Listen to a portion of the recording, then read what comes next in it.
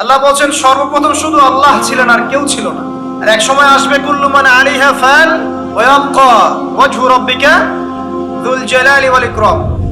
এমন একটা সময় ছিল আল্লাহ ছিলেন, কেউ ছিল না। আবার একটা সময় আসবে শুধু আল্লাহ থাকবেন আর কেউ থাকবে না। আল্লাহ পাক যখন ছিলেন, তারপরে আল্লাহ পাক সৃষ্টি করেছেন আরশে আজিম। আরশে আজিমের প্রশস্ততা বুঝাতে একটা হাদিসের মধ্যে এসেছে, একটা উদাহরণ এসেছে, একটা ঢাল। ঢাল মানে ওই যে যুদ্ধের সময়, ওই সময় আগে যে ঢাল ইউজ করা হতো হাতে, এক হাতে তরোয়াল ছিল, এক হাতে কি ছিল? ঢাল। একটা ঢাল যদি রেখে দেওয়া হয় এবং এখানে যদি 7টা স্বর্ণ মুদ্রা রাখা হয় বা রৌপ্য মুদ্রা রাখা হয়, যতটুকু অনুপাত হবে, এই পুরো কুরসি আর এই যে 7টা মহাবিশ্ব, এর অনুপাতটা অনেকটা এমন। কথা বুঝতে পারছেন? এটা ওয়াসিআ কুরসিয়ুহুস সামাওয়াতি ওয়াল আরদ, আয়াতুল কুরসির মধ্যে পড়ছেন না? এটাই সেই কুরসি। উদাহরণ এমন ভাবে দেওয়া হয়েছে। আবার নবীজি বলছেন সাল্লাল্লাহু আলাইহি ওয়াসাল্লাম, ওই ঢালটাকে, পয়সা ভর্তি ওই ঢালটাকে যদি আমরা একটা মরুভূমিতে রেখে আসি, তাহলে মরুভূমির তুলনায় ঢালটা যতটা ছোট, আরশের তুলনায় কুরসি অতটুকু ছোট। আমি কি বুঝাতে পারছি? আর এই আরশের উপরে আছেন আল্লাহ রাব্বুল আলামিন। তাহলে চিন্তা করেন আল্লাহ রাব্বুল আলামিন কত ম্যাসিভ, কত বড়। এটাই বলি আমরা আল্লাহু আকবার। যখন আমরা মাথা নত করি আমরা কি বলি? আল্লাহু আকবার, আল্লাহ পাক সবচেয়ে বড়। এটাই হচ্ছে আকবার শব্দের মিনিং। আমরা বলি সুবহান রাব্বিয়াল আ'লা, এটা আ'লা এর মিনিং। আমরা বলি সুবহান রাব্বিয়াল আযীম, এটা হচ্ছে আযীমের মিনিং। আমি কি বুঝাতে পারছি ভাই? আচ্ছা, এবার আসেন, আল্লাহ পাক আরশ সৃষ্টি করেছেন এবং আরশটা ছিল পানির উপরে। কানা আরশুহু আলাল মা, আরশটা কোথায় ছিল? পানির উপরে। এরপর আল্লাহ রাব্বুল আলামিন 7টা মহাবিশ্ব সৃষ্টি করেছেন মাত্র 6 দিনে। কয় দিনে? 6 দিনে। ফি সিত্তাতি আইয়াম আল্লাহ পাক বলেছেন। আর আল্লাহ পাকের একদিন আমাদের কত দিনের সমান?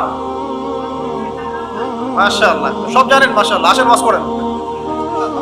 মাশাআল্লাহ, এটা ভালো লক্ষণ। আল্লাহ পাকের একদিন আমাদের দিনের হিসেবে কত দিনের সমান? 50,000 বছরের সমান। এটাই বলা হচ্ছে কিয়ামতের মাঠে মানুষ দাঁড়িয়ে থাকবে 50,000 বছর, হিসাব শুরুই হবে না। মানুষ হিসাব শুরু করার জন্য নবীদের দ্বারস্থ হবে। আদম আলাইহিস সালামকে গিয়ে বলবে যে আমরা দাঁড়িয়ে থাকতে থাকতে ক্লান্ত, আল্লাহর কাছে সুপারিশ করেন, অ্যাটলিস্ট আল্লাহ পাক বিচারটা শুরু করুন। আদম আলাইহিস সালাম বলবেন যে আমি পারছি না। নূহ আলাইহিস সালামের কাছে তিনি বলবেন আমি পারবো না। তারপরে আসবে ইব্রাহিম আলাইহিস সালাম, আমি পারছি না। নবী মুসা আলাইহিস সালাম, আমি পারছি না। ঈসা আলাইহিস সালাম, আমি পারবো না। সর্বশেষ কে? মুহাম্মদুর রাসূলুল্লাহ সাল্লাল্লাহু আলাইহি ওয়াসাল্লাম, যার উম্মত আমরা, সৌভাগ্যবান উম্মত আমরা, যার দিন নিয়ে আমাদের খুব একটা ফিকির দেখা যায় না, যার দিন আমরা 4 সাবজেক্ট বানিয়েছি। দুনিয়া আমাদের প্রথম সাবজেক্ট, তাই না ভাই? বাস্তবতা এমনই। তো সেই নবী সাল্লাল্লাহু আলাইহি ওয়াসাল্লাম তখন সিজদায় পড়ে যাবেন। আল্লাহ রাব্বুল আলামিন তাকে যা শিখিয়ে দিবেন সেই দোয়া তিনি তখন করবেন। এবং এমন কিছু জিকির আল্লাহ পাক শিখিয়ে দিবেন যেটা ওই সময় আল্লাহ পাক তাকে শেখাবেন। সুবহানাল্লাহ। এবং আল্লাহ রাব্বুল আলামিন তাকে বলবেন তুমি মাথা উঠাও, তোমার কি চাওয়া আমার কাছে চাও। তখন নবী সাল্লাল্লাহু আলাইহি ওয়াসাল্লাম সুপারিশ করবেন উম্মতের জন্য ইনশাআল্লাহ তাআলা। নবী সাল্লাল্লাহু আলাইহি ওয়াসাল্লামের সুপারিশের ফলে এই উম্মতের যে ব্যক্তির কলবের মধ্যে যাররা পরিমাণ ঈমান আছে, সরিষা দানা পরিমাণ ঈমান আছে, ইনশাআল্লাহ একদিন না একদিন সে জাহান্নাম থেকে মুক্ত হয়ে জান্নাতে যাবে ইনশাআল্লাহ। তাহলে সেই নবীর শানে আরেকবার দরুদ পড়ি। আল্লাহুম্মা সাল্লি আলা মুহাম্মদ ওয়া আলা আলি মুহাম্মদ কামা সাল্লাইতা আলা ইব্রাহিম ওয়া আলা আলি ইব্রাহিম ইন্নাকা হামিদুম মাজিদ।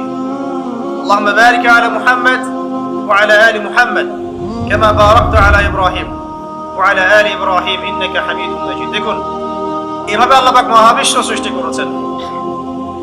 মহাবিশ্ব সৃষ্টি করে আল্লাহ পাক ক্ষান্ত হন নাই। আল্লাহ সুবহানাহু ওয়া তাআলা অনেকটা সময় পর সেখানে মানুষকে পাঠিয়েছেন। সূরা দাহার পড়বেন, আল্লাহ পাক বলেন হাল আতা আলাল ইনসানি হিনুম মিনাদ দাহরি লাম ইয়াকুন শাইআন মাযকুরা।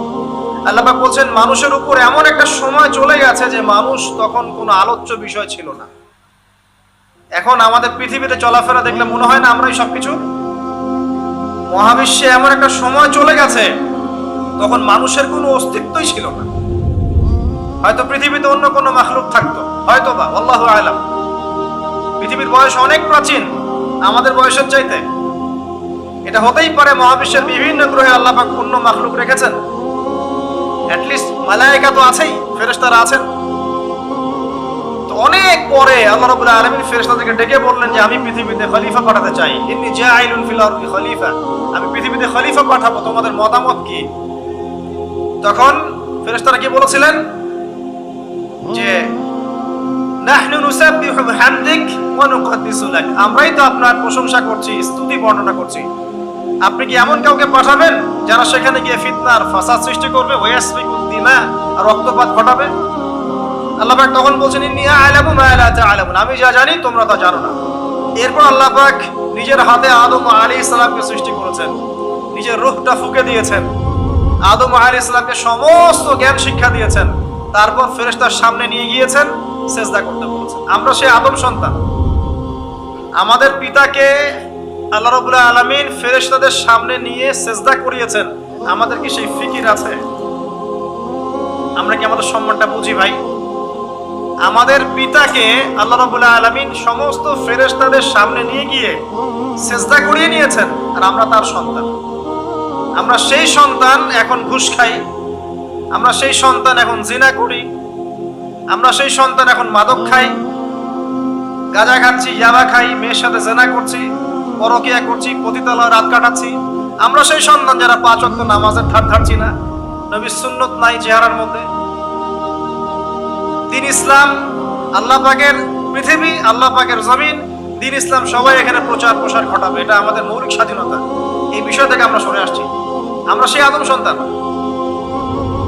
দেখুন নবী সাল্লাল্লাহু আলাইহি ওয়াসাল্লাম একটা হাদিস বলেছেন, ভয়ঙ্কর হাদিস।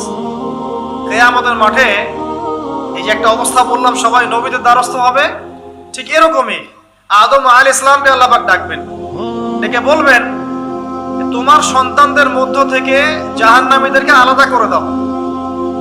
আদম আলাইহিস সালাম বলবেন যে ইয়া আল্লাহ, কতজনকে আলাদা করে দিব? আল্লাহ পাক বলবেন প্রত্যেক 1000-এ 999 জনকে জাহান্নামের জন্য আলাদা করো। চিন্তা করতে পারলেন?